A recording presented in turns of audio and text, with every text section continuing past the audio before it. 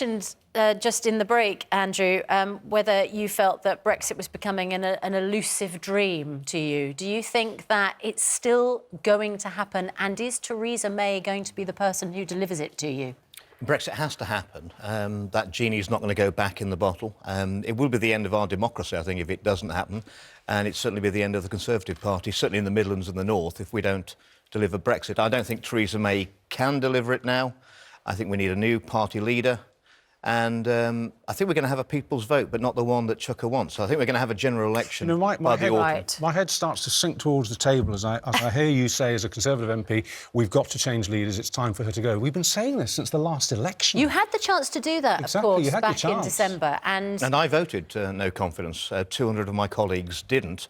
What's clear now is that the vast majority of them are regretting that decision. OK, but if you don't think that there should be a second referendum on Brexit, why should there be a second referendum on the Prime Minister's position? Well, the Prime Minister's created a situation where we can't go forward, we can't go back, and she's lost her credibility with the parliamentary party, the grassroots and our voters. I think she's leader. lost more credibility since the last vote failed to oust her, and since then, you say, she's made an even more... Well, we've had we've seen the withdrawal agreement come forward 3 times and been defeated by record numbers. When's that going to come back again? What happened to the Conservative Party? You guys used to be, I was saying, you used to be really good at knifing your leaders. It was kind of a party trick that the Tories were able to pull off. You just can't do it now. You can't shift her. I think... You say you wanted to... Necessity is the mother of invention. I think Sir Graham Brady, the chairman of the 1922 committee, they're having a meeting of the executive today, all 18 of them. I think we'll be changing the rules of the 1922. And I would hope that merely the threat of another confidence vote on the Prime Minister would be sufficient that she will stand down and save herself that humiliation. But, Andrew, I cannot understand how you can argue that circumstances have changed and we'll tinker with the rules and that means we can hold a second vote.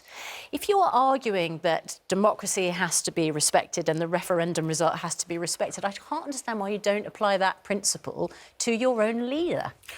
Because we don't have a presidential system. The Prime Minister wasn't elected by the electorate themselves.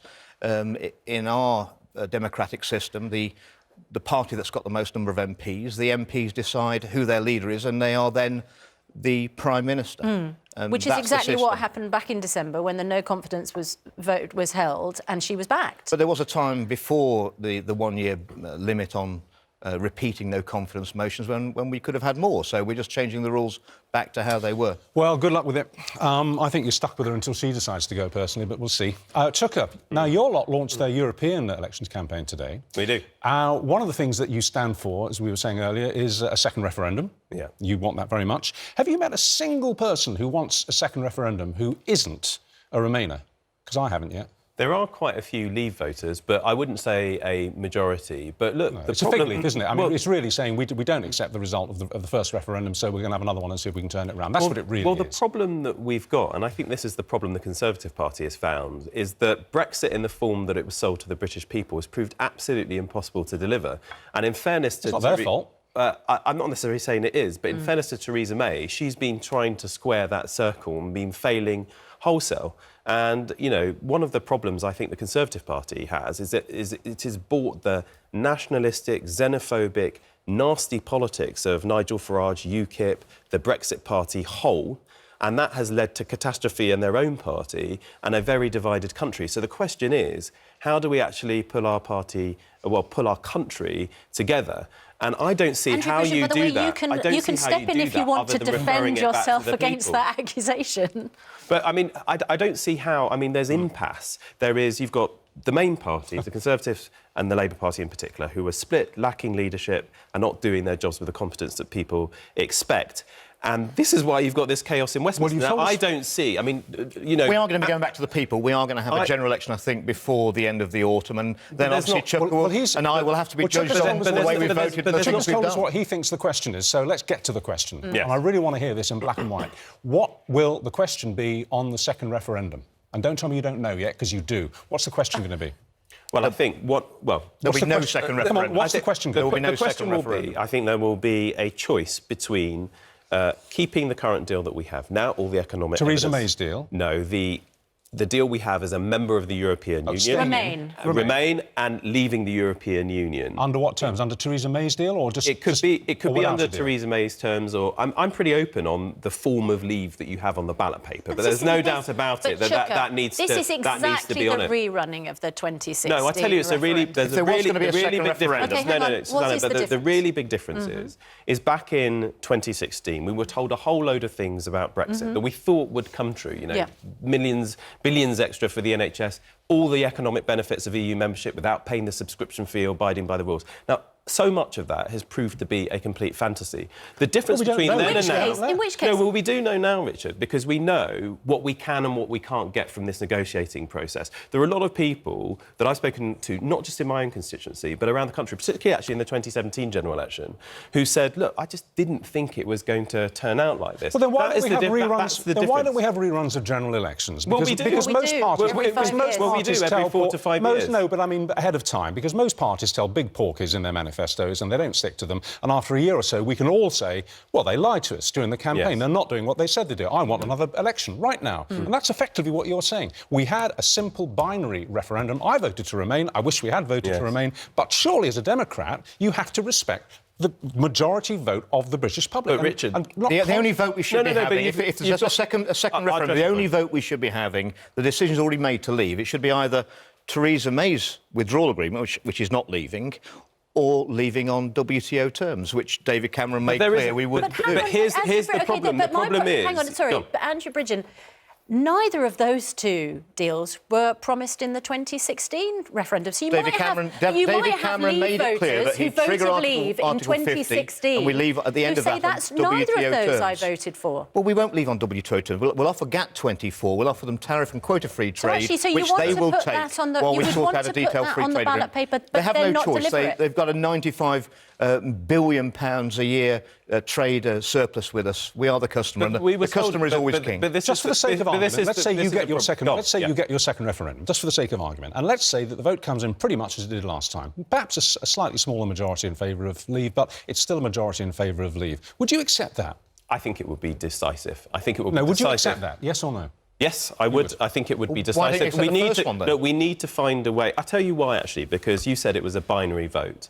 And the problem is whether you leave or remain was put to the British people, but what wasn't put to them is how do you leave? Now, Theresa May sought to put, actually, Andrew's kind of hard Brexit, WTO terms, no-deal type situation, potentially, to the British people at the 2017 general election. Poor British people are trusting its political establishment to do what they told them. The problem is... But, Richard, the point is, the voters rejected that form of Brexit. And what Parliament has been trying to do... You don't know what the voters... Well, there was no...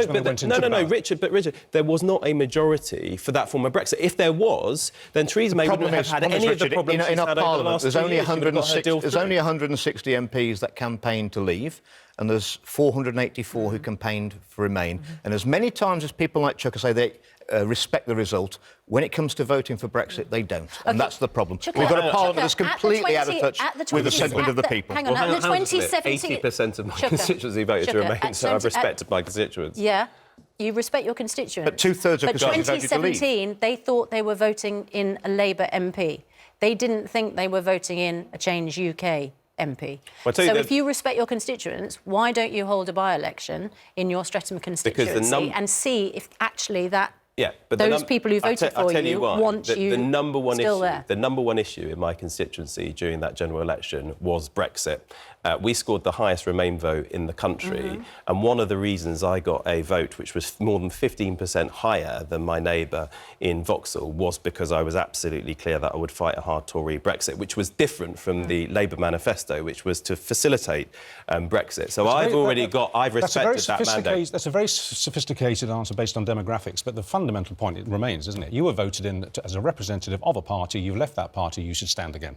Under our constitution, you first and foremost are elected as an individual. One of the interesting things, by the way, about this European election campaign is that you don't have individuals standing on the ballot paper, you have parties. And that is one of the things that is going to be very interesting on the 23rd of May. Change UK, absolutely clear. We want a people's vote to refer this back to the people. If we get it, we'll campaign to remain. Whereas you've got other parties, for example, the Labour Party, that are sat on the fence on that issue and will not take on the politics of Nigel Farage. We're absolutely clear about our position. Do you wish, because when I hear the term Change UK, I'm not sure what that stands for. The Brexit Party, it's so clear, you know, like Ron Seal, does what it says on the tin. Do you wish you'd call yourself Remain UK? No, because I think one of the things that many of your viewers are frustrated by is all this Brexit chat. In the end, we've got huge issues in my own constituency. You're a one-issue party, aren't you? No, we are not. And that is one of the reasons we haven't called ourselves the Remain Party. There are a huge number of issues in my constituency, serious youth violence, for example, the challenges our health service has.